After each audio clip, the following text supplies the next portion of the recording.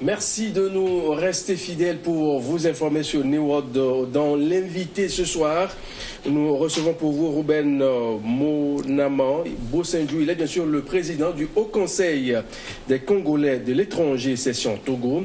Nous allons débattre bien sûr de la RD Congo, élection. La communauté internationale réclame la vérité des urnes. Ruben, bonsoir. Bonsoir Mathieu. Merci d'avoir répondu à notre appel. Ouais, c'est toujours un plaisir de parler de son pays, quoi. Ça fait toujours un plaisir. Alors, comment peut-on expliquer d'abord ce retard dans la proclamation des résultats en RD Congo? Non, je pense que le 31, j'étais ici à l'émission et j'avais dit que ça sera impossible qu'on puisse proclamer le 6. Qu'on puisse proclamer les 6, c'était impossible parce que c'était déjà prévisible. D'autant plus que ce retard a au moins 3 têtes. Il faut d'abord parler de la première tête, c'est d'abord politique.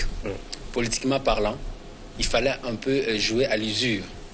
Parce qu'aujourd'hui, il y a tellement une tension très forte.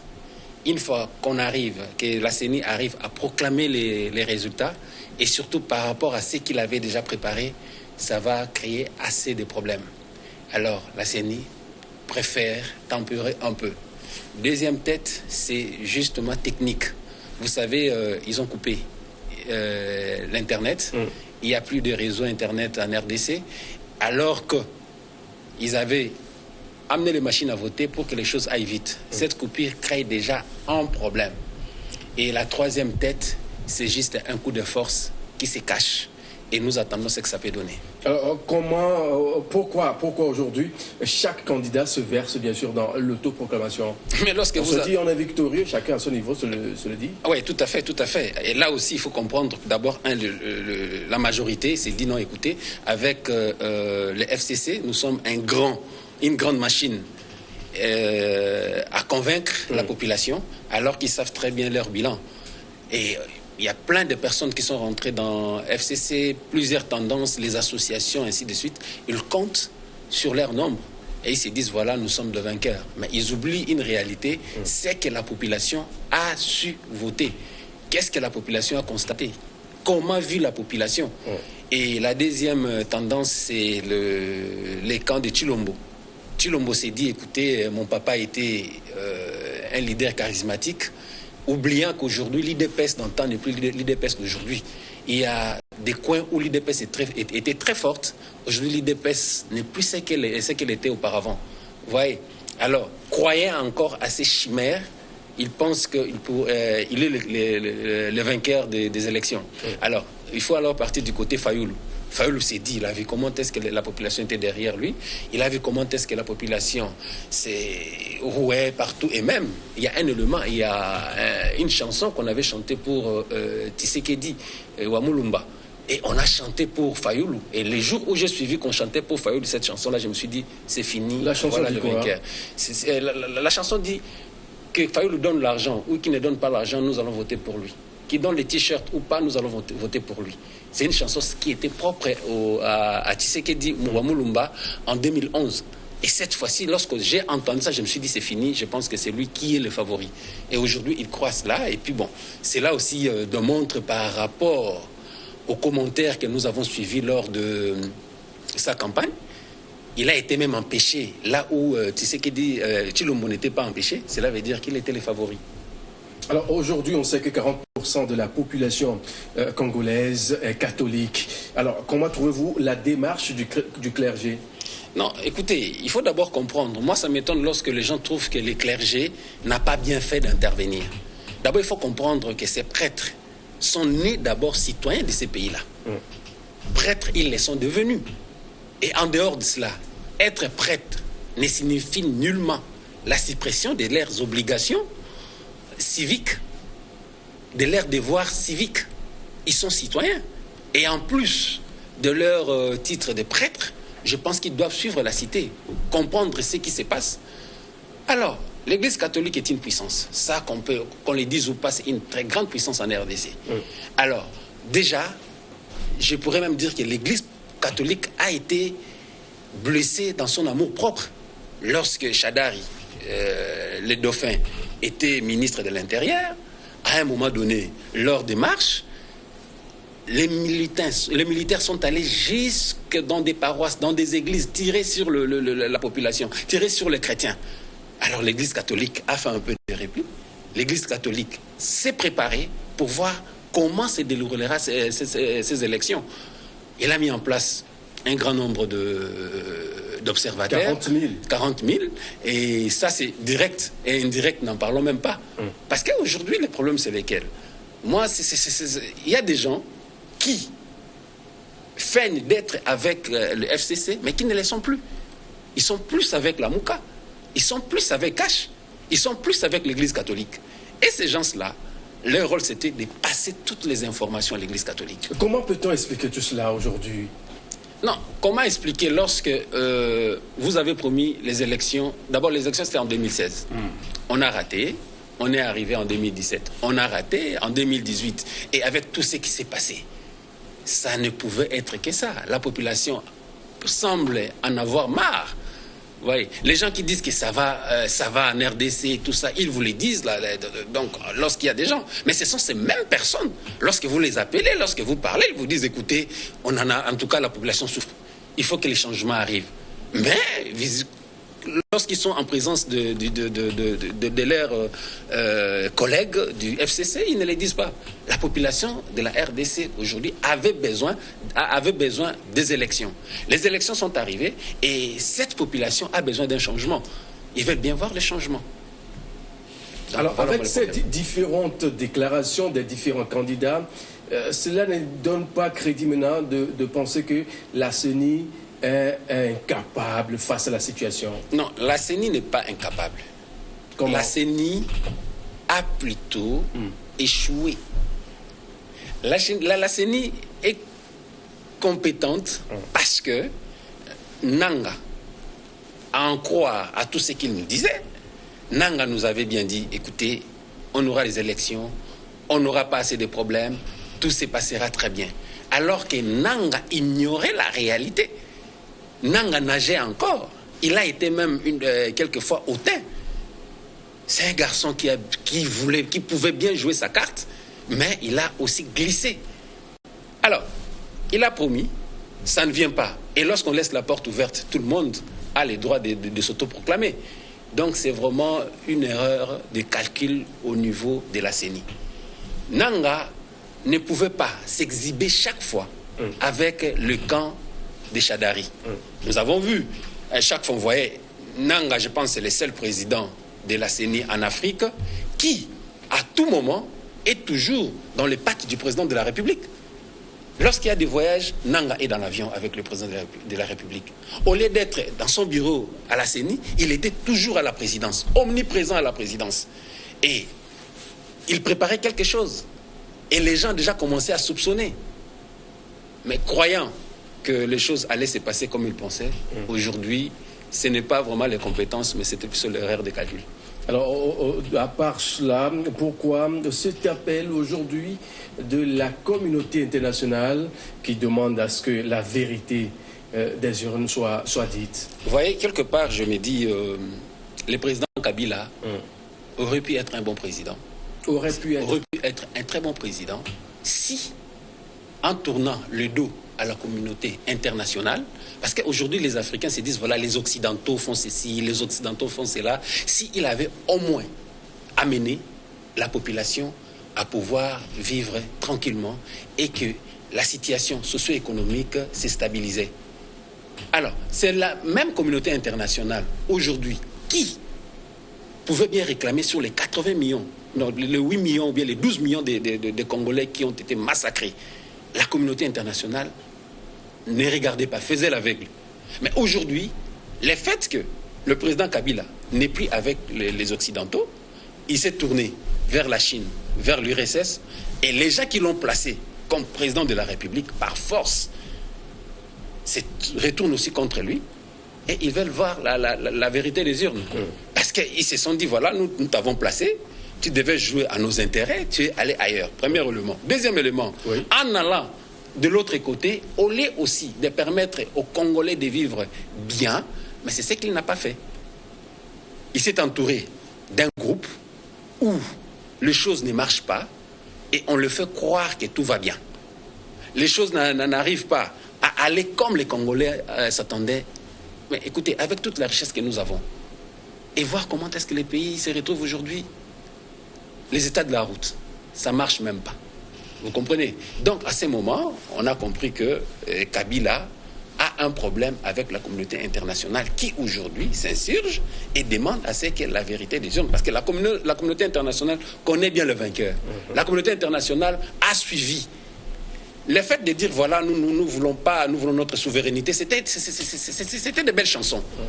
Mais en réalité, est-ce qu'il n'y avait pas de moyens pour organiser et quitter avec élégance la chaise présidentielle? C'est ça le problème qui a fait qu'aujourd'hui, la communauté internationale est en train de suivre de près le président Kabila par rapport à tout ce qu'il avait promis plutôt, et puis à tout ce que la Commission nationale électorale indépendante avait fait voir, avait démontré. Nous avons tout et nous allons proclamer conformément à ce qui sera compté. Alors nous attendons, il ne parle pas de ça. Alors, avec aujourd'hui le développement de la technologie, la communauté internationale a tous les résultats. Il sait qui est le gagnant. Et il ne demande qu'une seule chose, que Nanga puisse présenter celui qui a gagné aux élections. Alors, au vu des choses, est-ce que l'on peut espérer cette semaine la proclamation des résultats quand on écoute le président de la CENI, Corneille Nangaa, qui fait un bilan mi-parcours, qui disait que les chiffres, ça tourne autour de 53% en ce jour? Oui, ici, du 31 au 6, ça fait déjà 7 jours. Si on est à 53, donc la semaine qui commence, nous allons nous attendre. Mais il y a un problème qu'il faut comprendre, la CENI joue à l'usure. Comment? À l'usure. Il faut laisser passer le temps et ils vont surprendre la population le jour que la population va s'attendre de moins, et c'est ce jour-là qu'ils vont proclamer. Ils peuvent même proclamer la nuit, à 0 heure. Nous connaissons notre pays, nous savons comment est-ce qu'ils font leurs choses. Ils peuvent même proclamer à un moment où personne ne s'y attendait, ils vont directement proclamer les élections. Parce que lorsqu'ils vont aujourd'hui nous dire, voilà, nous allons proclamer tel jour, tous les états-majors vont s'élever pour attendre. Et si les résultats ne reflètent pas la vérité des urnes, comme je l'avais dit ici tantôt, nous regrettons, mais on risque d'avoir encore les bruits de bottes en RDC. Et c'est ce qui n'est pas souhaité. Est-ce qu'on peut dire aujourd'hui que l'avenir est prometteur quand on sait que les États-Unis d'Amérique ont positionné 80 militaires déjà au Gabon en attendant la proclamation peut-être demain ou après-demain? Mais je pense que si les États-Unis pouvaient faire mieux, ils devaient le faire depuis. Ils en ont fait avec Aristide, ils l'ont amené à Bangui. Ils pouvaient aussi prendre le président Kabila pour l'amener soit à Guatemala. Ça pouvait se passer comme ça. Mais pourquoi ils veulent faire les sapeurs-pompiers? Ils ont tous les moyens qu'il faut. L'avenir n'est pas prometteur parce qu'il y aura mort d'homme. L'avenir n'est pas prometteur parce qu'il y aura des casses. Je pense que avec la force, Mobutu est parti. Il n'a pas voulu laisser les chaos derrière lui.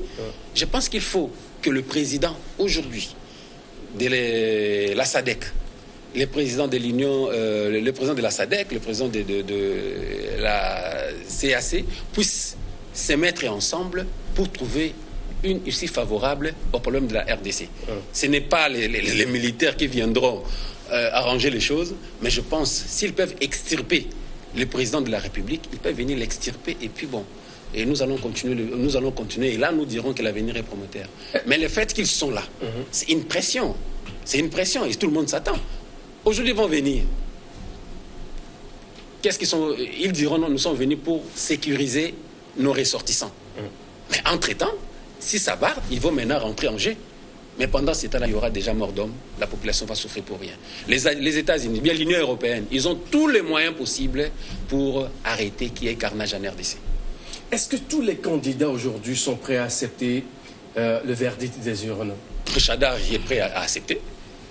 Je pense qu'il va accepter. Mais par... Pourquoi Chadari? Non, je commence par là, parce que c'est la force, c'est le FCC. Le Chadari dira, ok, merci, j'accepte avec élégance. Alors, Chilombo, Félix dira, oui, pour l'intérêt suprême de la nation, j'accepte les verdicts des urnes. Fayoulou ne pourra pas accepter parce qu'il est le gagnant. il saura, il dira non, je suis le gagnant, je ne peux pas accepter. Si jamais on dit qu'il n'est pas président de la République, il ne va pas accepter. Pourquoi tout le monde mise sur Fayulu? Mais Fayulu, d'abord, son passé. Son passé est parlant. C'est le seul qui a refusé les glissements. Parce que déjà en 2016, il a dit, écoutez, je ne veux plus continuer à toucher. Fayulu, lorsqu'il y avait des désordres au pays, Fayulu était avec la population. On l'a surnommé soldat du peuple. Fayulu a été emprisonné. Fayulu a été hospitalisé. Fayulu reflète aujourd'hui la volonté de la population, surtout quinoise. Et comme Kinshasa connaissait Fayulu, et l'intérieur ne connaissait pas Fayulu, maintenant il fallait que Igwe Bemba et le chairman Katumbi Chapwe puissent venir en aide avec leur fameuse coalition, la Mouka, pour que Fayulu soit aujourd'hui international en RDC.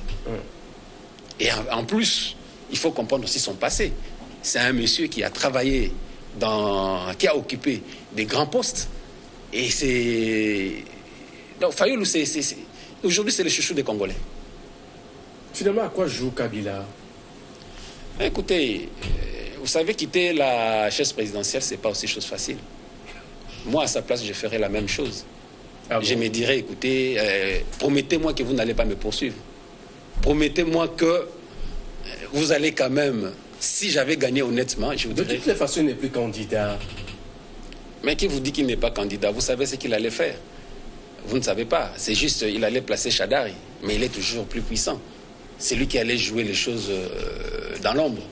Mais Kabila avait juste qu'on assure sa sécurité et la sécurité de ses biens. Et une fois que c'est assuré, il pourra partir. Mais si ce n'est pas assuré, il avait même dit une fois, comme il l'a dit, moi je quitterai le pays, il faut qu'il y ait une balle dans ma tête. Il avait dit. Vous comprenez? Il a encore cet esprit militaire en lui. Donc Kabila peut bien partir, mais il faut qu'on lui assure la sortie, qu'il y ait une belle issue, et Kabila sortira. Mais aussi longtemps qu'on veut faire la force, il y restera. Les biens qu'il a, donc le peu qu'on pourrait compter de son actif pourra être détruit avant son départ. Pourquoi ne pas lui garantir un lendemain meilleur, peut-être avant les élections? Mais qui va le lui garantir? Parce qu'il savait très bien que c'est son dauphin qui devait passer, il sera au pays et les choses iront de mieux en mieux. Ça, c'est le premier élément. Deuxièmement, Kabila a des problèmes avec Katumbi qui est à l'extérieur, il a des problèmes avec Bemba qui est à l'extérieur, Kabila a des problèmes avec certains prisonniers politiques qui sont encore là-bas. Dès qu'ils vont sortir, ils vont chercher que la justice soit faite. Vous comprenez? Aujourd'hui, il y a même des poches de rebelles qui se proclament être financés par le pouvoir central. Vous comprenez un peu tout ça? Donc les Congolais aujourd'hui ont un sentiment de fatigue. Donc je vais dire, les Congolais aujourd'hui ont la haine. Les Congolais ont la colère. Les Congolais cherchent à ce qu'ils puissent retrouver sa dignité d'antan. Alors, comment comprenez-vous, il est bien vrai qu'on attend les résultats dans quelques jours, mais comment comprenez-vous cette décision de la CENI qui prétend organiser une autre élection dans le mois de mars pour les gens de la zone de Béni? Oui, à quoi ça va servir finalement? Peut-être ça va servir aux députés de ces coins-là, parce qu'on ne peut plus... ça ne sera pas pour les présidentielles. Ça serait juste pour les députés provinciaux, ça serait pour le gouverneur, mais ça ne sera plus une élection présidentielle, non, ça ne serait pas ça. Peut-être pour les députés aussi nationaux, mais de ces régions qui ont été victimes.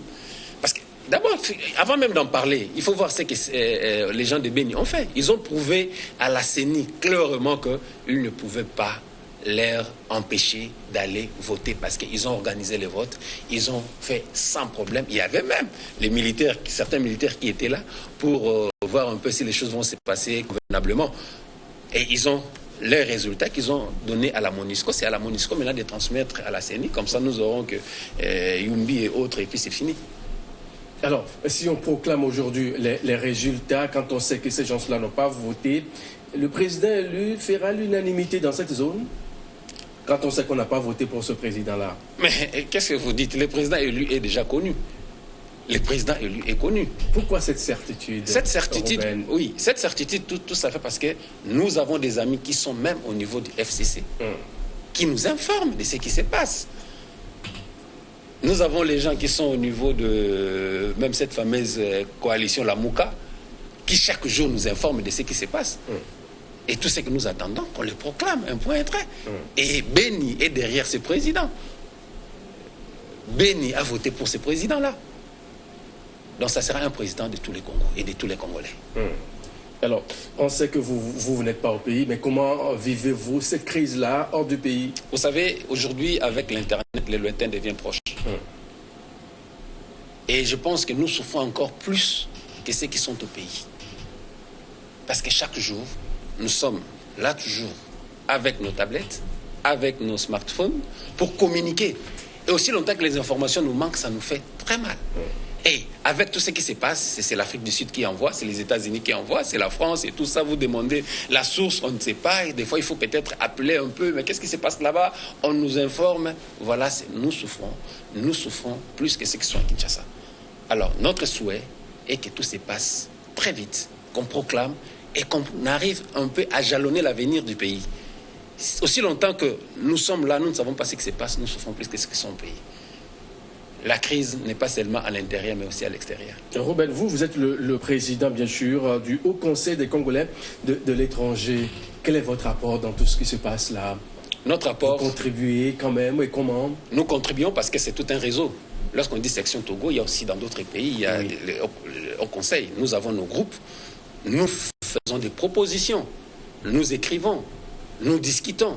Et au niveau du Togo, nous arrivons à comprendre ceux qui sont pour Cash, ceux qui sont pour la Mouka, ceux qui sont pour... Donc, on comprend. Donc, notre apport, c'est d'appeler à l'apaisement et de demander à la CENI de pouvoir très vite tourner la page de ces élections pour que les Congolais puissent voir ce qu'ils doivent faire. Juste à quand peut-on espérer les résultats afin de pouvoir pousser une offre de soulagement? Non, ça serait une surprise. Surprise? Ça serait une surprise. Comment ça serait... surprise? Oui, Nanga ne commettra pas cette erreur-là de pouvoir dire voilà, je veux proclamer aujourd'hui. Ou bien tel jour. Ça serait peut-être le matin, il dit voilà, ça serait l'après-midi. Pour que les gens ne puissent pas vraiment se préparer. Ça sera une surprise. Comme à Kinshasa, ils disent soudain. Donc ça serait d'une manière soudaine. Et nous aurons les résultats. Je pense que quelque part, il faut comprendre Nanga. Moi, je pense, ce n'est pas seulement au président de la République qu'il faut garantir une sortie. Si le président de la SADC arrivait à accorder à Nanga une sécurité africaine, pas congolaise, je pense que cela pourra permettre à Nanga de savoir ce qu'il peut faire dans la logique et il pourra bien nous dire quand est-ce qu'il pourra proclamer les résultats. Mais est-il qu'avec les pressions qu'il y a, je pense qu'il pourra nous dire le même jour, il dira peut-être l'après-midi, nous aurons des élections. Ou alors, il va seulement, comme il a l'habitude de le faire, de convoquer les diplomates, de convoquer tous les candidats, et à une réunion où on ne nous dira pas l'objet de la réunion, et pendant ce temps-là, il pourra passer à la proclamation. Alors, si jamais il y a instabilité en RD Congo aujourd'hui, la zone ne risque-t-elle pas d'être déstabilisée pour toujours? Quand on sait qu'il y a toujours des poches de tension un peu partout. Mais la zone est toujours déstabilisée aussi longtemps que la RDC ne marche pas, sauf certains pays qui bénéficient. Je les dirais comme le Rwanda, qui aujourd'hui bénéficie de toutes les richesses de la RDC. Comment bénéficier? Mais un autre pays bénéficie comme ça facilement de la richesse de l'autre pays? Mais vous avez suivi ce que le président français d'antan avait dit. Il avait dit la cogestion des richesses. C'est comme si les richesses du Togo doivent être partagées avec le Bénin ou avec le Ghana. Vous comprenez? Et aujourd'hui, si vous voyez dans l'échiquier tout ce qu'on dit, voilà, le Rwanda produit tel minerai, tel minerai, tel minerai. Mais ça vient d'où? Ça vient de la RDC. Nous savons chaque nuit comment est-ce qu'il y a des avions qui atterrissent et qui décollent avec nos richesses. Ça passe par le Rwanda. Vous comprenez? Donc il y a déjà un problème au niveau non seulement de l'Afrique centrale, mais aussi de toute l'Afrique. Une fois que la RDC s'élève, l'Afrique s'élèvera. Un mot pour terminer? Pour terminer, je voudrais juste demander à tous les Congolais de l'étranger, non seulement du Togo et d'ailleurs, de pouvoir se calmer et d'attendre dans la prière ce que nous donnera la CENI. Et je salue toute la communauté congolaise au Togo, Mama Sissi et les autres. Merci beaucoup à vous, Ruben Monama Bosenju. Je rappelle bien sûr que vous êtes le président du Haut Conseil des Congolais de l'étranger, session togolais du Togo. Voilà. Messieurs, on marque une pause. On retrouve l'édition du journal. On se retrouve juste derrière pour la suite de ce grand rendez-vous de ce soir. Bien sûr, regard croisé avec les confrères.